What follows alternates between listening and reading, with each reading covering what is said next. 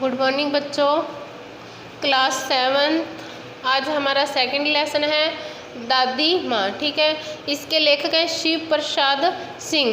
तो इस पाठ में हमें जो लेखक है शिव प्रसाद सिंह अपनी दादी के बारे में बता रहे हैं कि उनकी दादी का स्वभाव कैसा था। तो शुरू करते हैं।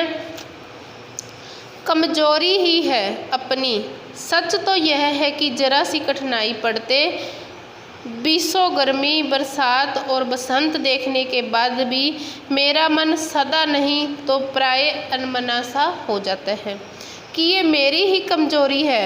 ये सच है कि थोड़ी सी कठिनाई आने पर, ठीक है, थोड़ी सी ज़्यादा मुश्किल आने पर, बरसात और बसंत मैंने इतने मौसम देख लिए, फिर भी मेरा मन हमेशा नहीं परंतु कभी कभी तो अनमना यानी अस्वस्थ हो जाता था।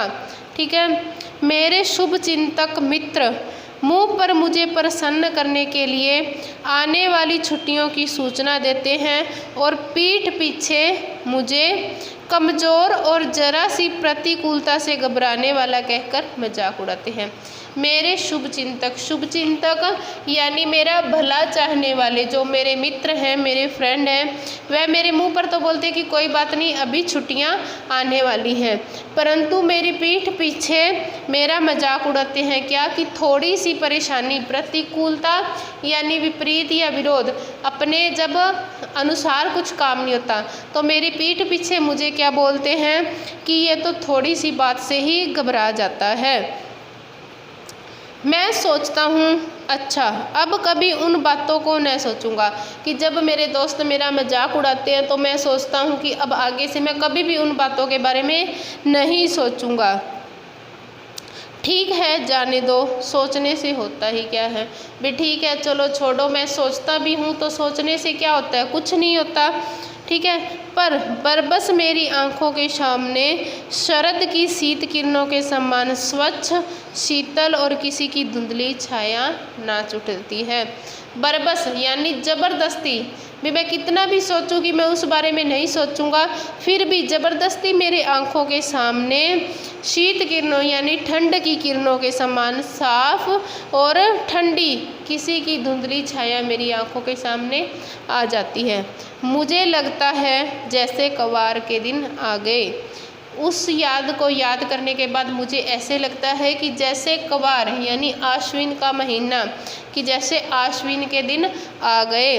मेरे गांवों के चारों ओर पानी ही पानी हिलोरे ले रहा है। कि जब आश्विन का महीना होता है तो बरसात होती है तो मुझे ऐसे लगता है कि मेरे गांव के चारों ओर पानी ही पानी है।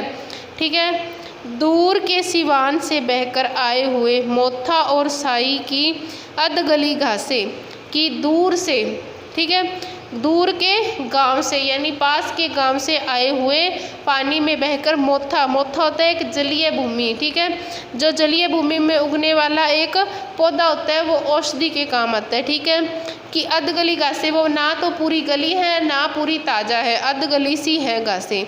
ठीक है, वन प्याज की जड़ें तथा नाना प्रकार की बरसाती घासों के बीज सूरज की गर्मी में खोलते हुए पानी में सड़कर एक विचित्र गंध छोड़ रहे हैं। कि मुझे ऐसे लगता है कि उस बरसात के पानी में तरह तरह के पेड़ पौधे बहकर आ गए हैं और सूरज की धूप आने से उस पानी में उन पौधों की अजीब सी गंध आ रही है। रास्ते में कीचड़ सूख गया है और गांव के लड़के किनारों पर झाग भरे जलाशयों में धमाके से कूद रहे हैं। कि रास्तों में तो पानी सूख गया है परंतु जो नीची जगह है, ठीक है, वहाँ पर गांव के लड़के क्या कर रहे हैं, वहाँ पर कूद रहे हैं। अपने अपने मौसम की अपनी अपनी बातें होती है कि हर मौसम में अलग अलग तरह का परिवर्तन होता है, अलग अलग ही बात होती है। ठीक है, आषाढ़ के मास में आम और जामुन न मिले चिंता नहीं, अगहन में चिवड़ा और गुड़ न मिले दुख नहीं, चैत के दिनों में लाई के साथ गुड़ की पट्टी न मिले अफसोस नहीं, पर कवार के दिनों में इस गंध पूर्ण झाग भरे जल में कूदना न हो तो बड़ा बुरा मालूम होता है। कि लेखक कह रहे हैं कि मुझे आम जामुन खाने को न मिले, गुड़ खाने को न मिले तो कोई बात नहीं, परंतु जब भी ये आश्विन का महीना आता है, ऐसा पानी होता है, उसमें मैं छलांग ना लगाऊं, उसमें न कूदूं तो मुझे बहुत बुरा लगता है। मैं भीतर से हुड़क रहा था, मतलब अंदर ही अंदर दुखी हो रहा था। 2-1 दिन ही तो कूद सका था, नहा धोकर बीमार हो गया था। कि जब ऐसा मौसम हुआ तो मैं सिर्फ 1 या 2 दिन ही उसमें कूदा था, फिर क्या हो गया, मैं बीमार हो गया। ठीक है, हल्की बीमारी न जाने क्यों मुझे अच्छी लगती है, कि मतलब थोड़ा बहुत बुखार हो तो मुझे अच्छा लगता है, थोड़ा सा ज्वर हो, सर में साधारण दर्द और खाने के लिए दिन भर नींबू और साबू। कि मतलब मुझे थोड़ा सा बुखार हो, शरीर में थोड़ा दर्द हो, सर में थोड़ा सा दर्द हो, फिर पूरा दिन खाने के लिए साबू की खीर और नींबू, तो मुझे ये अच्छे लगते हैं। लेकिन इस बार ऐसी बात नहीं थी। लेकिन इस बार क्या था, अलग ही था। ज्वर जो चढ़ा तो चढ़ता ही गया, कि मुझे बुखार चढ़ा तो इतना तेज हो गया कि रजाई पर रजाई और उतरा रात के 12 बजे के बाद। कि मुझे इतनी ठंड लगी, मेरे ऊपर एक के बाद एक रजाई दी गई और मुझे रात के 12 बजे बाद बुखार उतरना शुरू हुआ। दिन में मैं चादर लपेटे सोया था। कि दिन में क्या था, मैं चादर लपेट कर सोया था। दादी माँ आई, शायद नहा कर आई थी। कि मेरी दादी आई, मुझे ऐसे लग रहा है कि वो शायद नहा कर आई थी, उसी जाग वाले जल में जिसमें वो लेखक नहाकर बीमार हुए थे। उनकी दादी भी उसी जल में नहाकर आई थी। पतले दुबले शरीर पर सफ़ेद किनारीहीन धोती। की उनका शरीर बिल्कुल पतला दुबला था, उन्होंने सफ़ेद धोती पहन रखी थी। सन होती है रुई, तो सन से सफ़ेद बाल, मतलब उनके बाल थे जो रुई से भी सफ़ेद थे। लटपके हुए जल की शीतलता। की उनके जो बाल थे वो गीले थे, उनसे पानी की बूंदें गिर रही थी। आते ही उन्होंने सर पेट छुआ। कि दादी ने आते ही मेरे सिर को हाथ लगाया, मेरे पेट को हाथ लगाया। आंचल की, मतलब अपने पल्लू की, अपनी साड़ी के पल्लू की गांठ खोली, किसी अदृश्य शक्तिधारी के चबूतरे की मिट्टी मुंह में डाल दी। कि दादी कहीं पर पूजा करके आई थी और लेखक के मुंह में उसकी मिट्टी डाल दी, माथे पर लगाई। दिन रात चारपाई के पास, चारपाई यानी खटिया जिस पर लेखक लेटे हुए थे, उसके पास ही दिन रात उसकी दादी बैठी रहती थी। कभी पंखा जलती, कभी जलते हुए हाथ पैर कपड़े से सहलाती, सर पर दालचीनी का लेप करती और 20 बार छू छू कर ज्वर का अनुमान करती। कि पास में बैठी कभी सर को हाथ लगाती, कभी उनके गर्म पैरों को कपड़े से ठंडा करती और कभी उनके सिर पर दालचीनी का लेप लगाती और बार बार देखती कि बुखार उतरा है या नहीं उतरा, हांडी में पानी आया कि नहीं, उसे पीपल की छाल से छोंका कि नहीं, खिचड़ी में मूंग की दाल एकदम मिल तो गई है, कोई बीमार के घर में सीधे बाहर से आकर तो नहीं चलाया, आदि लाखों प्रश्न पूछ पूछ कर घर वालों को परेशान कर देती थी।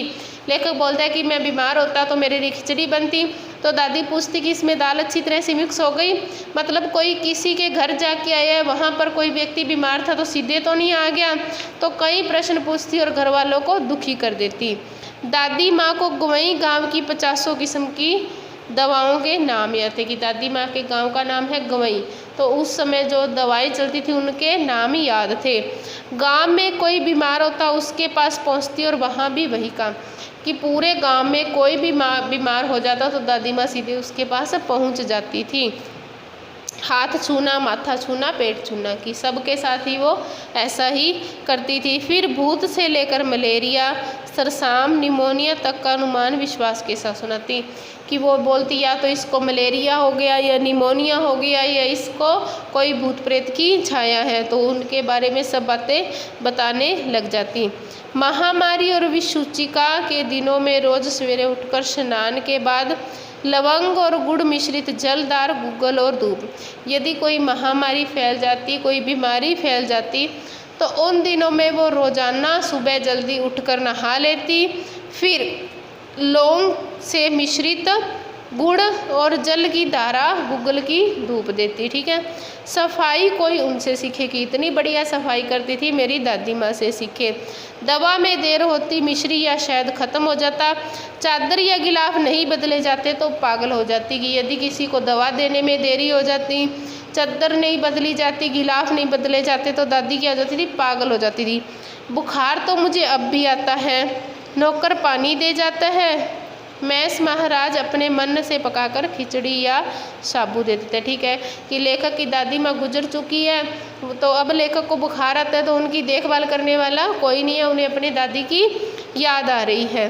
ठीक है, डॉक्टर साहब आकर नाड़ी देख जाते हैं और कुनैन मिक्सचर की शीशी तिताई के डर से बुखार भी भाग जाता है, पर न जाने क्यों ऐसे बुखार बुलाने का जी नहीं होता। कि अब लेखक की दादी माँ नहीं है तो क्या बोलते हैं कि अब बुखार ना ही आए, मन नहीं करता कि बुखार आए, क्योंकि इतनी देखभाल करने वाला कोई नहीं है। नौकर हैं जो वो खिचड़ी दे देते हैं, डॉक्टर आके दवाई दे जाता है, दादी माँ जैसी देखभाल करने वाला कोई नहीं है। किशन भैया की शादी ठीक हुई।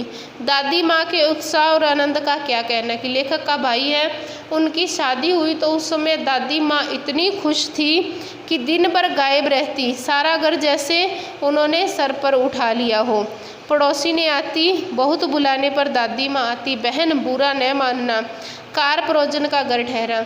कि दादी माँ काम में इतनी व्यस्त रहती, पड़ोस ने आती तो वो बार बार बुलाती तो दादी बोलती कि विवाह शादी का घर है, बुरा मत मानना, काम बहुत है, एक काम अपने हाथ से न करूं तो होने वाला नहीं, कि इस घर के सारे काम मुझे ही करने पड़ते हैं, यदि मैं एक भी काम अपने हाथ से न करूं तो काम नहीं होता। पर किसी काम में उनकी अनुपस्थिति वस्तुतः विलंब का कारण बन जाती। कि यदि कोई काम किसी औरत ने स्वयं करना होता तो उसमें दादी माँ ना पहुँचती तो काम करने में देरी हो जाती थी। उन्हीं दिनों की बात है, एक दिन दोपहर को मैं घर लौटा, बाहर निकसार में दादी माँ किसी पर बिगड़ रही थी। कि बाहर बरामदे में खड़ी दादी माँ किसी से लड़ाई झगड़ा कर रही थी। देखा पास के कोने में दुबकी रामी की चाची खड़ी है। 100 न होगा धन्नो, रुपए मैं सूद के आज दे दे, तेरी आंखों में तो शर्म नहीं है, मांगने के समय कैसी आई थी, पैरों पर नाक रगड़ती फिरती थी, किसी ने एक पाई भी न दी, अब लगी है आजकल करने, फसल में दूंगी फसल में दूंगी, अब क्या तेरी खातिर दूसरी फसल कटेगी। कि दादी बरामदे में खड़ी रामी की चाची से लड़ाई झगड़ा कर रही थी। क्यों? क्योंकि उन्होंने उसको पैसे उधार दिए थे और वो अब चुका नहीं पा रही थी। तो रामी की चाची क्या बोलती है, दूंगी मालकिन। रामी की चाची रोती हुई दोनों हाथों से आंचल पकड़े दादी माँ के पैरों की ओर झुकी। क्या बोलती है कि बिटिया की शादी है, आपने दिया करोगी तो बेचारी का निस्तार कैसे होगा, मतलब उसका ब्याह कैसे होगा। हट हट, अभी नहाकर आई हूँ। दादी माँ पीछे हट गई। कि वो रामी की चाची रोते हुए अपने पल्लू को उनके पैरों पर रखने लगी। कि बोलती, आप यदि हमारे ऊपर दया नहीं करोगे तो कौन करेगा। तो दादी माँ उसे बोलती है कि हट हट, दूर हट, मैं अभी नहाकर आई हूँ। जाने दो दादी, मैंने इस अप्रिय प्रसंग को हटाने की गर्ज से कहा, बेचारी गरीब है, दे देगी कभी। मैंने दादी माँ को कहा, क्या कहा कि दादी माँ इसे जाने दो, गरीब है, कभी दे देगी बेचारी। तो वो दादी माँ लेखक को क्या बोलती हैं कि चल चल, चला है समझाने। उसको बोलती है कि चल चल, तू अपना काम कर, मुझे क्या समझा रहा है। मैं चुपके से आंगन की ओर चला गया। कई दिन बीत गए, मैं इस प्रसंग को एकदम भूल गया था। कि बहुत से दिन व्यतीत हो गए, मैं एकदम भूल गया था कि ऐसा भी कुछ हुआ था। एक दिन रास्ते में रामी की चाची मिली। कि मैं एक दिन रास्ते से गुजर रहा था, मुझे कौन मिला, रामी की चाची। तो क्या बोलती है, वह दादी को पुतो फलो दूधो नहाओ का आशीर्वाद दे रही थी। कि अब रामी की चाची मुझे मिली, वह दादी को बहुत सारे आशीर्वाद दे रही थी। तो मैंने पूछ लिया कि क्या बात है। तो वो क्या बोलती है कि धन्नो चाची। तो उसने विवल होकर कहा, उरीन हो गई बेटा। क्या बोली कि बेटा मैं ऋण मुक्त हो गई, उरीन ऋण मुक्त हो गई। भगवान भला करे हमारी मालकिन का। कल आई थी, पीछे का सभी रुपया छोड़ दिया, ऊपर से 10 रुपये का नोट देकर बोली कि देखना धन्नो, जैसी तेरी बेटी वैसी मेरी, 10-5 के लिए जग हंसाई न हो, देवता है बेटा देवता। की वो रामी की चाची से बोलता है कि क्या हुआ, आप मेरी दादी को इतना आशीर्वाद दे रहे हो। तो बोलती है कि बेटा मैं ऋण मुक्त हो गई, तेरी दादी हमारे घर पे आई थी, उन्होंने पिछला सारा पैसा माफ़ कर दिया और मेरी बेटी को 10 रुपये भी दिए। उस रोज़ तो बहुत डांट रही थी। मैंने पूछा कि लेखक ने पूछा कि उस दिन तो दादी आपको बहुत झगड़ रही थी या डांट रही थी। तो वो क्या बोलती है कि वह तो बड़े लोगों का काम है बाबू, रुपया देकर डांटे भी न तो क्या लाभ। कि ये तो बड़े लोगों का काम ही है कि वो किसी की मदद भी कर देते हैं और उनको डांट भी देते हैं। ठीक है, तो ये हमारा आधा लेसन कंप्लीट हुआ, आधा हम कल करेंगे। ठीक है।